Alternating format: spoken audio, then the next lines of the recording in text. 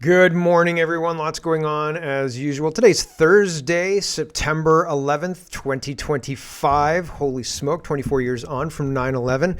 And Charlie Kirk, whew, oof, that's a big one, right? So what happened yesterday is I've got a lot of tabs on it, and we're not going to get to it during the free show this morning, unfortunately, but I do talk about Charlie Kirk a lot today. There's a huge, more than a usual grab bag of governance. There's, I don't know, probably 20 tabs on Charlie Kirk, and I think it's more complicated than it first seems. And I was surprised when it was reported that he made it to the hospital alive, because looking at him on that chair after the shooting, he wasn't moving. He was done, right? Like, it didn't seem like that's a survivable shot. So regardless of all of that, terribly sad. A young family loses its father. The United States loses a potential future president, people were saying, but a statesman nonetheless, and somebody who is going around engaging youth. And it feels different somehow than even the attempt on Trump's life.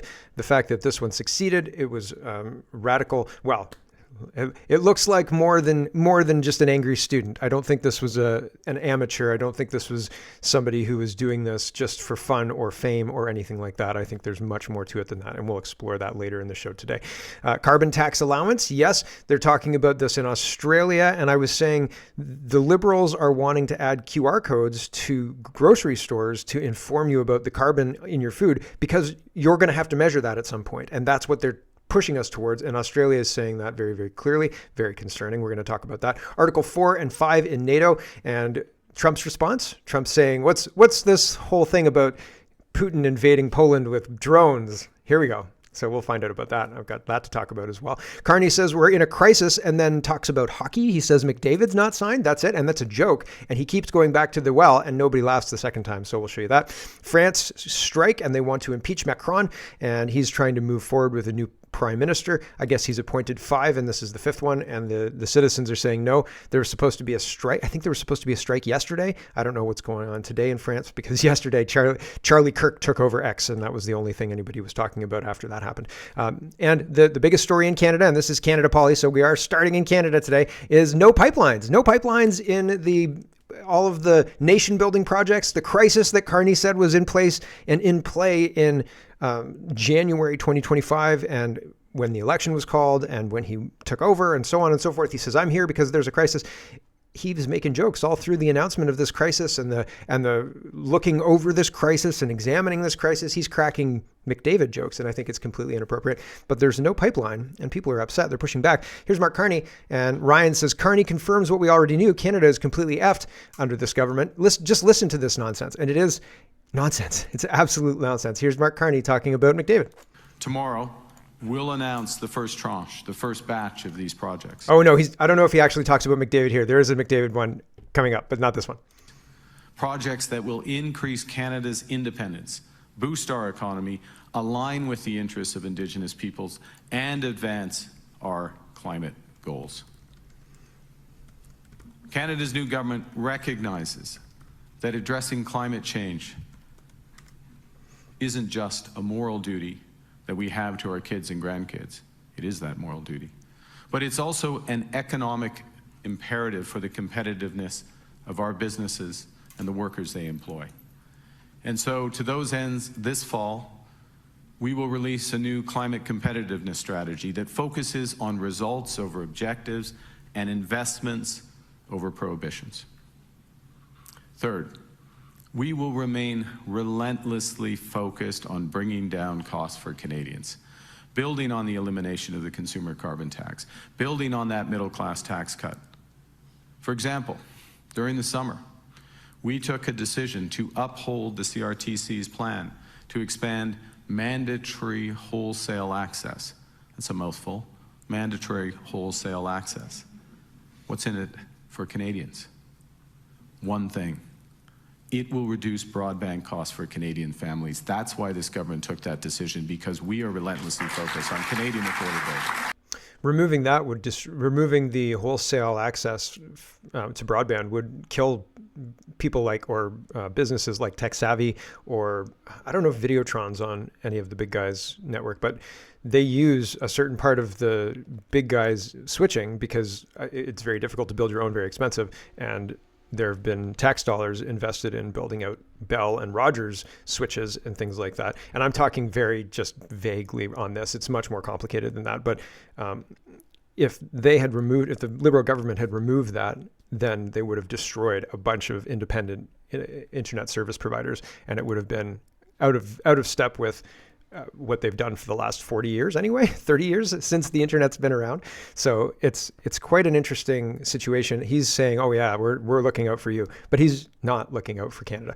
Roman Babber says no oil pipelines on Mark Carney's list of major projects. Present day Liberals are climate extremists who impoverish Canadians. I think that's true. I think that's accurate. CBC watchers responding to Dwayne. Dwayne says, Carney will argue that there's no private developer proposing a pipeline project. Smith will rebut by saying that unless laws are changed, no company will want to come forward. I think that that's true.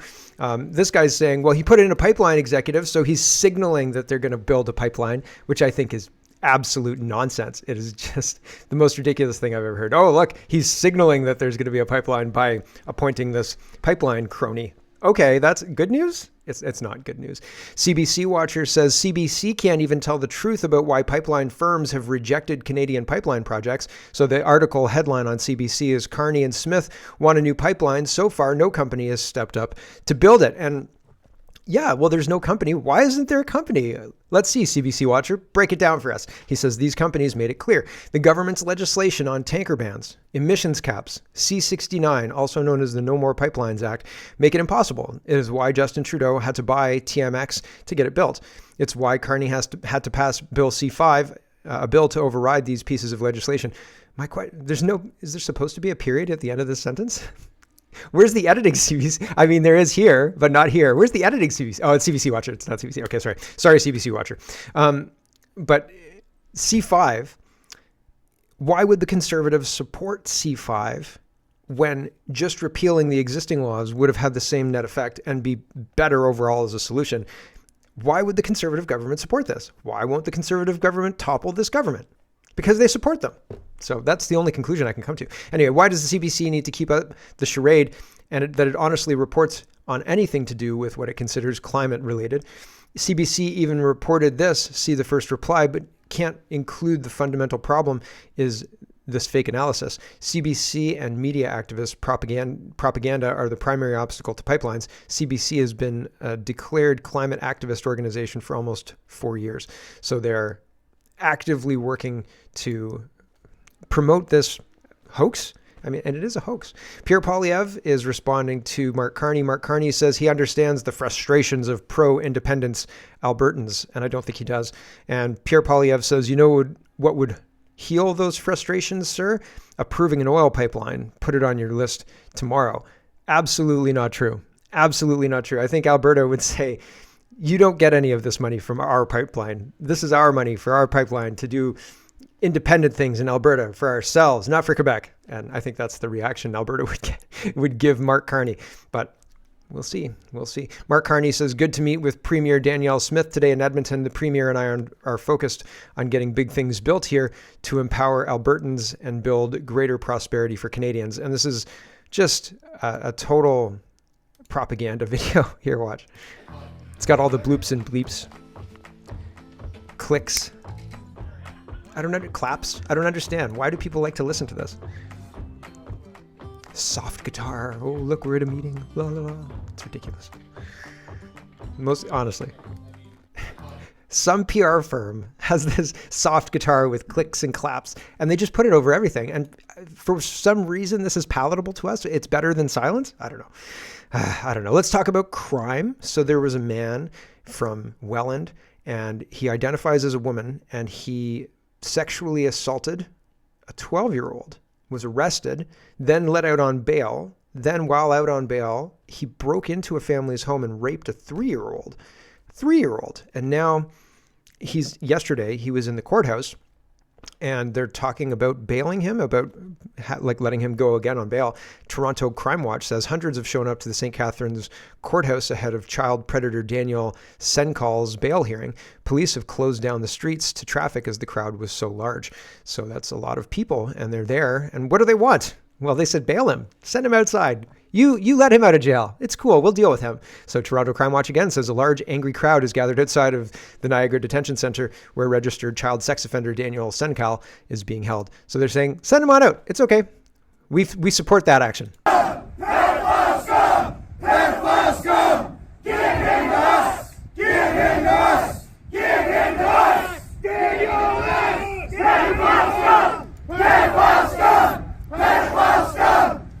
So they were chanting, pedophile scum, give him to us. So I don't know what they do with him. I'm sure.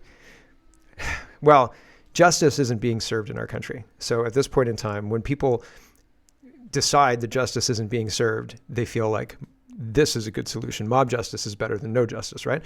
Jing Lai says a massive protest breaks out right outside of the St. Catharines courthouse where Daniel S. is set to be tried. Canadians are completely fed up with the weak Liberal laws that reportedly let violent criminals out on bail and are making their voices heard. So, yep, that's interesting, right? And people do not have faith in the justice system because they're saying, give that guy to us. We'll deal with him, promise.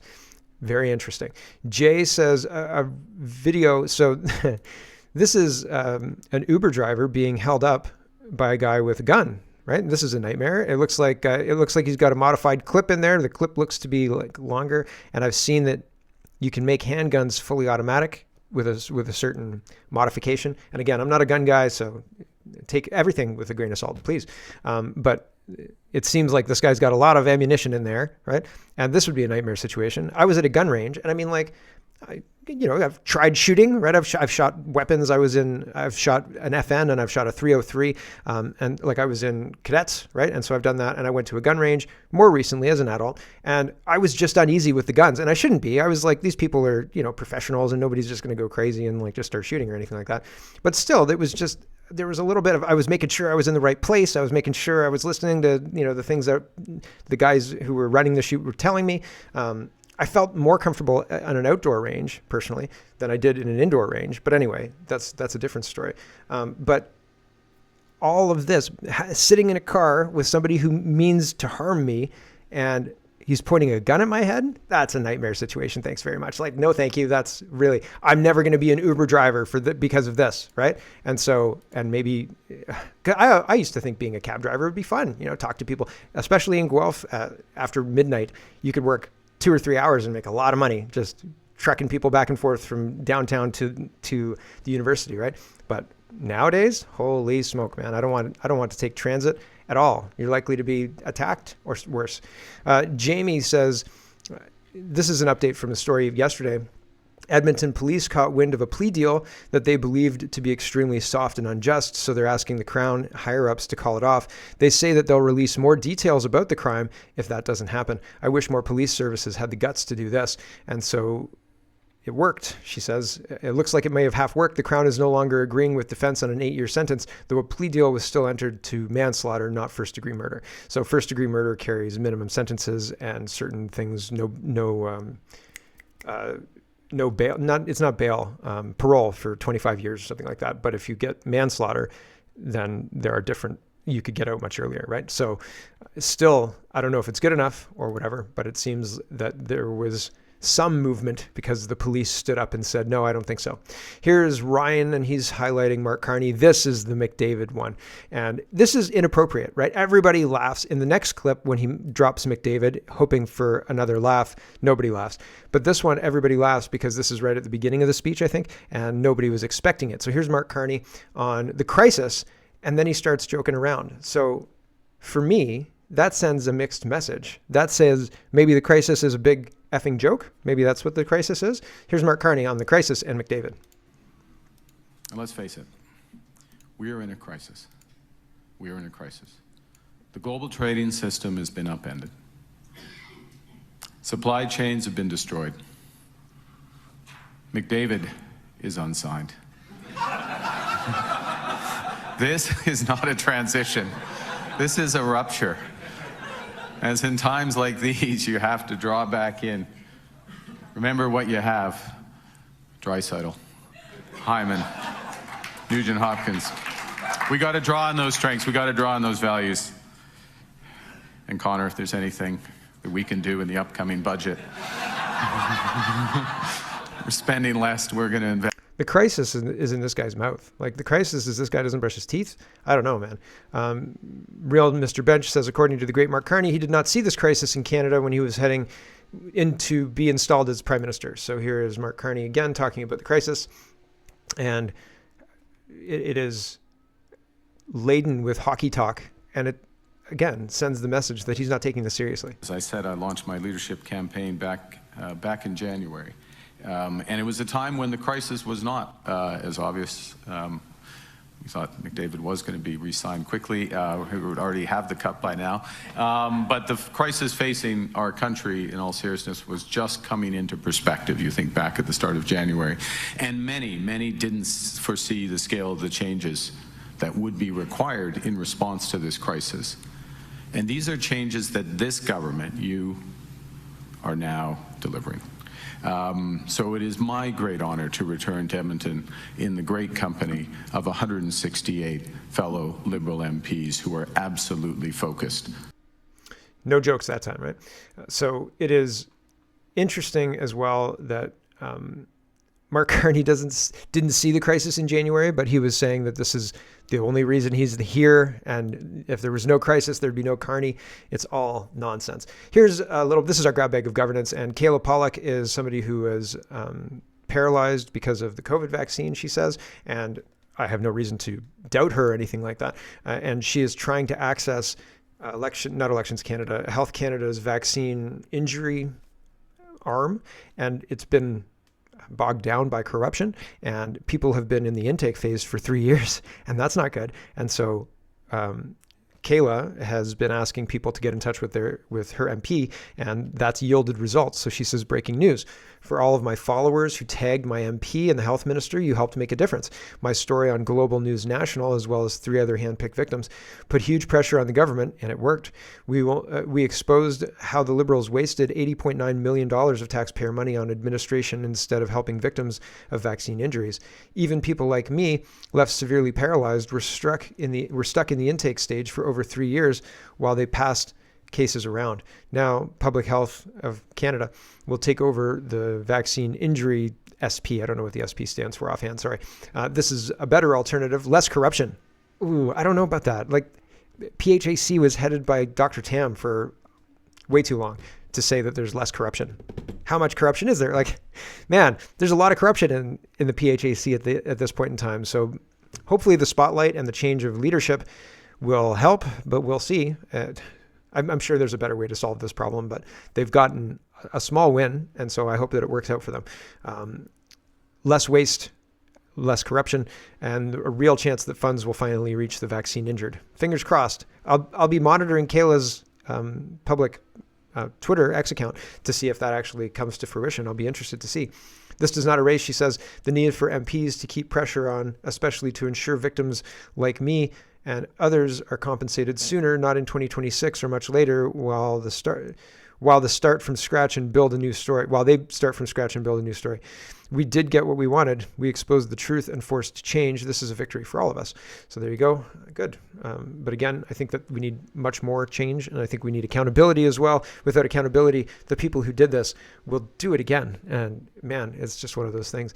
Here is Graham, and he's talking about this situation reported by Blacklocks, and I'll explain. PSPC, I don't know what that is. Public Services and Procurement approved scrapping 19,000 new ventilators. They're new, without bothering to even open the shipping crates. A lone employee warned of high reputational risk if the taxpayers ever found out. And we found out, thanks to Blacklocks reporter, I guess. And Graham says the scandalous thing about this whole situation is that it's not a scandal. Young readers on this platform may not believe it, but there was a time in the past when this sort of thing would cause a Canadian government to fall. Now it's just another day. Yeah. $16 orange juice? The F you say, right? Get out.